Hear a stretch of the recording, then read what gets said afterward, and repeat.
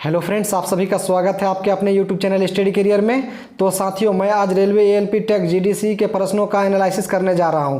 यहां पे देख पा रहे हैं part b ITI electrician trade का आंसर की, यानी यहां पे दो पार्ट में एग्जाम हुआ था, पार्ट ए पार्ट बी। तो पार्ट ए नॉन टेक्निकल था और पार्ट बी जो है टेक्निकल ट्रेड से रिलेटेड था।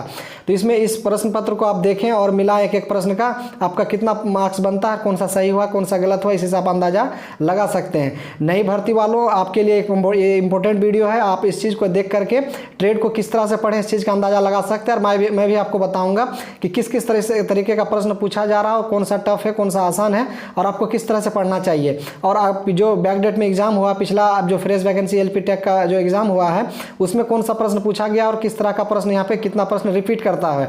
तो आप इस चीज़ को देख करके आप अपना तैयारी को जारी रख सकते हैं और ट्रेड को कितना इंपॉर्टेंस दिया जाना चाहिए उस चीज़ का भी आप अंदाजा लगा सकते हैं, और मैं भी आपको बताऊंगा। तो वीडियो आप जरूर देखिएगा। चैनल पर नए, चैनल को सब्सक्राइब अवश्य कीजिएगा, दोस्तों को भी शेयर अवश्य कीजिएगा। तो चलिए स्टार्ट करते हैं।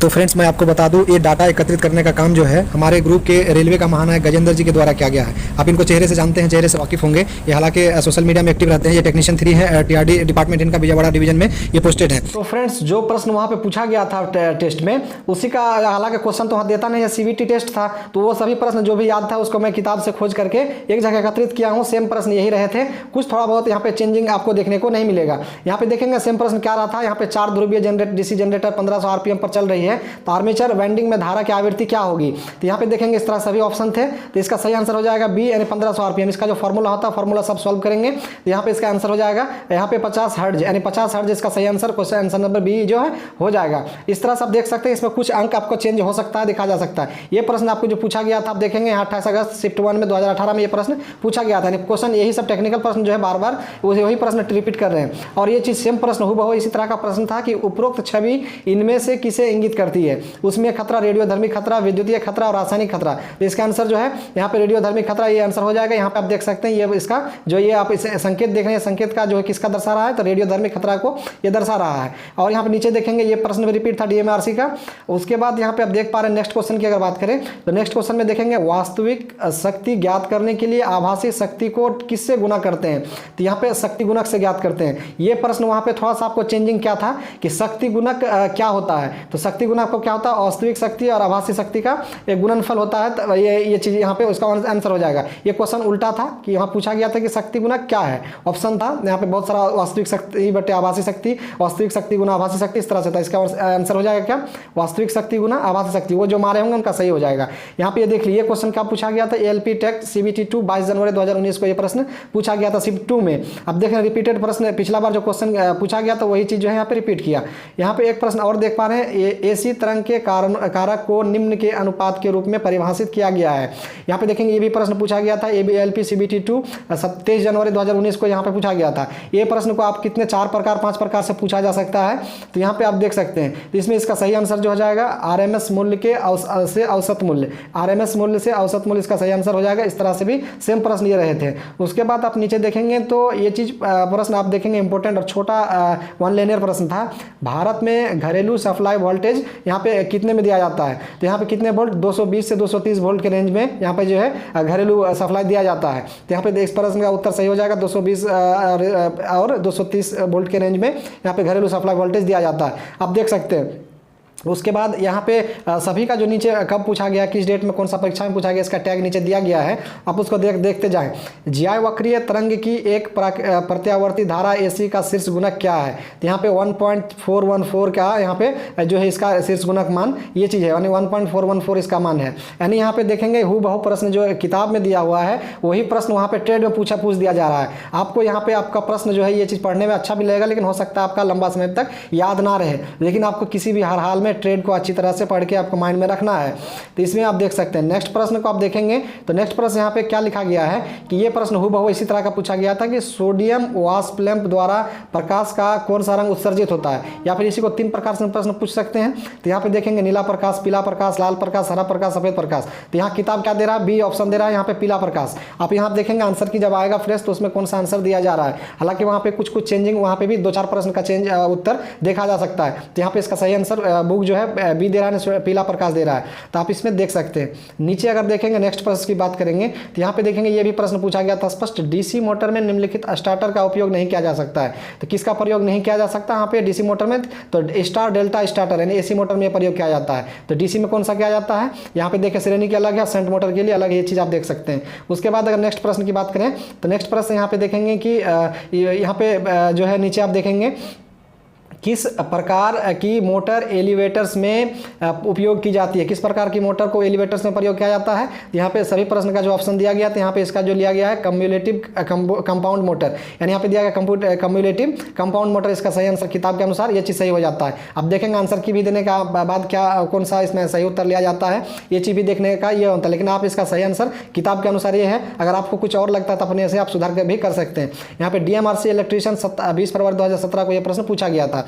उसके बाद आप नीचे देखेंगे नेक्स्ट प्रश्न, तो यहाँ पे जो है 3 पॉइंट स्टार्टर के निम्नलिखित में किसके लिए प्रयुक्त होते हैं, या फिर 3 बिंदु स्टार्टर का उपयोग किस लिए किया जाता है, या फिर एक 3 पॉइंट स्टार्टर का उपयोग किसे स्टार्ट करने के लिए करते हैं। तो यहाँ पे देखेंगे इसका सही उत्तर जो है ए यानी शंट और कंपाउंड मोटर को स्टार्ट करने के लिए यहाँ पे करते हैं। तो इस चीज़ आप देखेंगे शंट और कंपाउंडर मोटर, इसका सही आंसर जो है ये हो जाएगा। आप इस तरह का देख सकते हैं एकदम हूबहू प्रश्न, कुछ ऐसा प्रश्न है जो कि उसका कुछ लैंग्वेज चेंज है, कुछ ऑप्शन चेंज है, लेकिन एकदम बाद बाकी जितने भी प्रश्न हैं सभी हूबहू इसमें एग्जाम में आपको देखने को हमको मिला था। क्योंकि ये सभी प्रश्न इंपॉर्टेंट है, क्योंकि ये पिछला बार पूछा गया है या फिर कभी ना कभी वो प्रश्न बोर्ड एग्जाम में पूछा गया है। यहाँ पे देखेंगे डीसी मोटर में निम्नलिखित स्टार्टर का प्रयोग नहीं किया जा सकता है। तो डीसी मोटर में किसका कौन सा स्टार्टर का प्रयोग नहीं किया जाता है? यहाँ पे स्टार डेल्टा स्टार का प्रयोग नहीं किया जाता। पिछले भी आप बैक साइड में भी सेम प्रश्न देखें, इस तरह का प्रश्न था। यहाँ पे आप इसको विशेष ज्ञान के लिए आप देख सकते हैं, ये इसका एनालिसिस।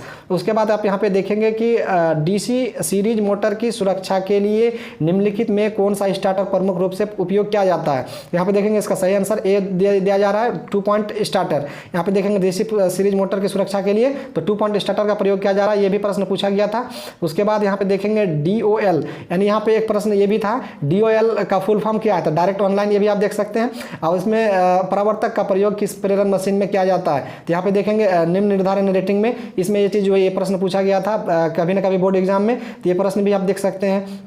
नेक्स्ट एग्जाम आप देखेंगे कि 2018 एक पोल 3 फेज मोटर 50 हर्ट्ज आवृत्ति की विद्युत आपूर्ति पर चलती है तो उस गति की गणना करें और चुंबकीय क्षेत्र किस पर घूमता है। तो ये प्रश्न यहाँ पे आप देखिए इलेक्ट्रीशियन ट्रेड का जो इसमें पूछा गया था, तो इसका सही आंसर क्या हो जाएगा? 1500 RPM। ये हमने सबसे फर्स्ट प्रश्न वही बताया, सेम फार्मूला 120 × F/P, यानी पोलों की संख्या घूमने की संख्या निकालने के लिए आपको इस फॉर्मूले से प्रयोग करके ही बनाना पड़ेगा। तो इसका सही आंसर क्या हो जाएगा? 1500 RPM। लगभग करीब छात्रों ने मार दिया होगा। इसमें देखेंगे ये भी पिछला जो फ्रेश वैकेंसी ALP टेक्स CBT 2 में भी ये शिफ्ट में पूछा गया था। उसके बाद अब नीचे नेक्स्ट प्रश्न की बात करेंगे, तो सिंक्रोनस मोटर की पावर कारक जो है कार्य करता है या तुल्यकालिक मोटर कार्य करते किस पे? तो यहाँ पे देखेंगे इसका आंसर हो जाएगा लीडिंग, लैगिंग और यूनिटी पे, यानी D नंबर इसका सही आंसर हो जाएगा। उसके बाद यहाँ पे नेक्स्ट प्रश्न की बात करें तो कौन सी गति पर तुल्यकालिक मोटर चलती है? तो यहाँ पे जो है तुल्यकालिक गति पर ही चलती है। इसका तुल्यकालिक मोटर किस गति पर चलती है? तो तुल्यकालिक मोटर गति से चलती है, यहाँ पे आप देख पा रहे हैं। उसके बाद यहाँ पे नीचे आप नेक्स्ट प्रश्न में देखेंगे तो एक मल्टीमीटर किसे नहीं माप सकता है? तो मल्टीमीटर वोल्टेज भी मापता है, प्रतिरोध भी मापता है, धारा भी मापता है, लेकिन फ्रीक्वेंसी यानी आवृत्ति जो है नहीं मापता। ये भी प्रश्न पूछा गया LP CBT 2 में भी, यानी बहुत। तो इस प्रश्न का आंसर आप देख लिए कि यहाँ पे स्ट्रेन इंसुलेटर जो है यहाँ पे दिया गया, आप इसमें देख सकते हैं। नेक्स्ट प्रश्न की बात करेंगे तो नेक्स्ट प्रश्न में देखेंगे कौन सी गति पर तुल्यकालिक मोटर जो है चलती है। तो सेम प्रश्न इसमें आपको पिछला दिखाया, रिपीट कर गया। उसके बाद दूसरा आप देखेंगे 33 किलोवोल्ट तक की वोल्टेज मात्र के लिए ओवरहेड लाइन सेतु निम्न में से कौन सा इंसुलेटर प्रयोग किया जाता है? तो आप यहाँ पे देखेंगे पिन प्रकार का इंसुलेटर जो है पिन टाइप इंसुलेटर का प्रयोग किया जाता है। यहाँ पे भी देखेंगे B नंबर ऑप्शन लिया गया है, वहाँ पे भी सेम प्रश्न इस तरह से दिखा गया था, लेकिन वहाँ पे ये प्रश्न नहीं, ये लाइन नहीं रह के यहाँ पे ये लाइन लिखा गया था प्रश्न में कि सीधी HT लाइंस पर खंभे पर किस प्रकार के रोधी लगाए जाते हैं। ये लैंग्वेज वहाँ पे प्रश्न में था। तो यहाँ पे देखेंगे पिन प्रकार का इंसुलेटर, इसका सही आंसर हो जाएगा। यहाँ पे देखेंगे दोनों प्रश्न पूछा गया था। और यहाँ पे देखेंगे नेक्स्ट प्रश्न ये चीज़ था कि आप गाँव घर में या फिर आप गाँव मोहल्ले में जो लाइन गाँव के क्षेत्र में जो डिस्ट्रीब्यूटर लाइन में प्रयोग किया जाता है वो कौन सा खंभा होता है? सीमेंट पोल या फिर बालू सीमेंट यहाँ पे मिक्स करके जो बनाया जाता है तो उसको कहते हैं RCC पोल। तो यहाँ पे सीधा प्रश्न ये पूछा गया था, सीधा ऑप्शन भी था RCC पोल। यहाँ पे बहुत सारा और ऑप्शन थे कि लोहा वाला पोल या फिर आपको टावर वाला पोल, इस तरह से था। तो यहाँ पे सही आंसर इसका क्या मोड़ जाएंगे? RCC पोल किसके कहते हैं? जो सीमेंट से बनाए गए होते हैं। यानी यहाँ पे नेक्स्ट प्रश्न देखेंगे तो यहाँ पे जो घरेलू वायरिंग या फिर छोटे मोटे इकाइयों के लिए जो सुरक्षा उपाय हेतु निम्नलिखित किसका इस्तेमाल किया जाना चाहिए? या फिर इस तरह का जो है यहाँ पे अलग अलग लैंग्वेज में अलग अलग टाइम में प्रश्न पूछे गए हैं। यहाँ पे देखेंगे सेम प्रश्न LP टेक्नीशियन जो पिछला बार था उसमें ही पूछा गया था। तो इसको जो है सुरक्षा के लिए किसका प्रयोग करते हैं, तो एमसीबी यानी मिनिएचर सर्किट ब्रेकर का ही प्रयोग हम लोग करते हैं ऑटोमेटिक से सुरक्षा उपाय के लिए। उसके बाद आप नीचे देखेंगे, नेक्स्ट प्रश्न की बात करेंगे तो यहाँ पे औद्योगिक वायरिंग में किस प्रकार के कंड्यूट पाइप का उपयोग किया जाता है, तो यहाँ पे किसका प्रयोग किया जाता है, जस्तीकृत कठोर कंड्यूट पाइप का। यहाँ पे देखेंगे गैल्वेनाइज्ड कठोर कंड्यूट पाइप का ही प्रयोग करते हैं औद्योगिक वायरिंग में। यहाँ पे देख पा रहे हैं इसका आंसर वो हो जाएगा।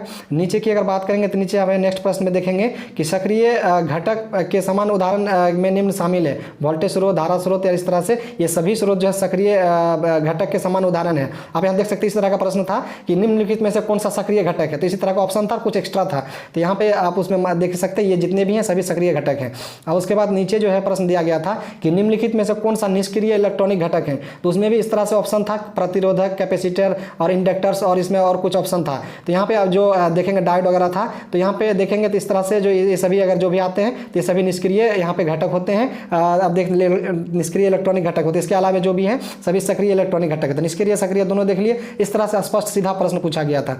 उसके बाद देखेंगे यहाँ पे निष्क्रिय इलेक्ट्रॉनिक घटक आपको मैंने दिखा दिया। उसके बाद यहाँ पे देखेंगे निम्नलिखित में से कौन सा ट्रांसफर इनपुट की तुलना में कम वोल्टेज आउटपुट देगा, तो यहाँ पे अपचाई स्टेप डाउन ट्रांसफर जो है इसका सही आंसर हो जाएगा। स्टेप डाउन ट्रांसफर का प्रयोग जो इनपुट की तुलना में वोल्टेज आउटपुट यहाँ पे कम देगा, तो इस तरह से देख सकते हैं। तो हालांकि स्टेप डाउन का काम ही है कि कम वोल्टेज बनाना। उसके बाद यहाँ पे देखेंगे एक ट्रांसफार्मर की अधिकतम दक्षता के लिए यहाँ पे किसका प्रयोग करते हैं, या फिर इसी तरह का अलग अलग लैंग्वेज में प्रश्न पूछे गए हैं। तो यहाँ पे देखेंगे इसका सही आंसर क्या हो जाएगा, तांबे की हानि लोहे की हानि के बराबर होना चाहिए। इस तरह से यहाँ पे देखेंगे हूबहू प्रश्न इसी तरह से पूछा गया था। और यहाँ पे नेक्स्ट प्रश्न देखेंगे, एक इलेक्ट्रॉनिक ओवन में थर्मोस्टेट का कार्य क्या काम होता है, तो इसका क्या देखेंगे, यहाँ पे तापमान को नियंत्रित करने का काम होता है थर्मोस्टेट का। तो इससे थर्मोस्टेट से रिलेटेड था कि यहाँ पे पानी जो है अचानक ठंडा क्यों नहीं होता, इस तरह से प्रश्न वहाँ पे दिया हुआ था। तो यहाँ पे इस तरह से देखेंगे, इसका प्रश्न सही हो जाएगा। उसके बाद देखेंगे कि माइक्रोवेव ओवन में कौन सा भाग माइक्रोवेव उत्पन्न करता है, तो यहाँ पे देखेंगे मैग्नेट्रॉन जो है, इस तरह का प्रश्न भी वहाँ पे देखा गया है। और सेम प्रश्न इसी तरह से पूछा गया था। कुछ आपको बार बार मैं बता रहा हूँ कि कुछ उसमें लैंग्वेज का थोड़ा बहुत इधर उधर हो सकता है, लेकिन सेम यही प्रश्न था। यहाँ पे देखेंगे ट्रांसफार्मर में आवृत्ति कम होने पर क्या होता है, ट्रांसफार्मर के द्वितीयक पक्ष पर प्रेरित भी कम हो जाता है। इस तरह से आप देख पा रहे हैं, ये सेम प्रश्न जो है इसमें इसका आंसर हो जाएगा। यहाँ पे आप देखेंगे नेक्स्ट प्रश्न देखेंगे, तो यहाँ पे नेक्स्ट प्रश्न अब हमने देख लिया, और एक और प्रश्न है जो कि पीडीएफ में नहीं आ पाया, उसको दिखाता हूँ। तो फ्रेंड्स ये भी प्रश्न एक था कि यहाँ पे जो लिखा गया कि आर्मेचर कोन बनाने के लिए निम्नलिखित में से कौन सा पदार्थ प्रयोग करते हैं, तो यहाँ पे सिलिकॉन स्टील इसका सही आंसर हो जाएगा। तो इस तरह का ये सभी प्रश्न रहा। इसी तरह का जो है वीडियो आप अगर चाहते हैं कि नया फ्रेश से आप तैयारी कर रहे हैं और मुझे भी ट्रेड में प्रॉब्लम आता है, बीच बीच में वीडियो नया इंपॉर्टेंट प्रश्न लेकर के आप वीडियो भी छोटा छोटा वीडियो बना के लाएंगे, तो इसी तरह से मैं ऑब्जेक्टिव टाइप का इंपॉर्टेंट प्रश्न का वीडियो भी मैं ला सकता हूँ आपके बीच में। अगर आपको जरूरी हो जो नया फ्रेश वैकेंसी का तैयारी करते हैं तो आप कमेंट बॉक्स में कमेंट करेंगे, मैं इसी तरह का छोटा वीडियो 10 मिनट 15 मिनट का मैं छोटा छोटा इंपॉर्टेंट सेशन लाता रहूँगा। तो आप जरूर यहाँ पे ये करेंगे। उसके बाद मैंने आपको पहले बोला कि इसमें आपका कितना मार्क्स बनता है, आप इस चीज़ से कर सकते हैं। मैंने करीब 35 से 40 प्रश्न का आपको एनालिसिस दिया हूं, आप इसमें कितना मार्क्स आपका बनता है आप जरूर इसमें कमेंट बॉक्स में करके कमेंट करेंगे। तो चलिए वीडियो को यहीं तक रखते हैं। धन्यवाद, जय हिंद।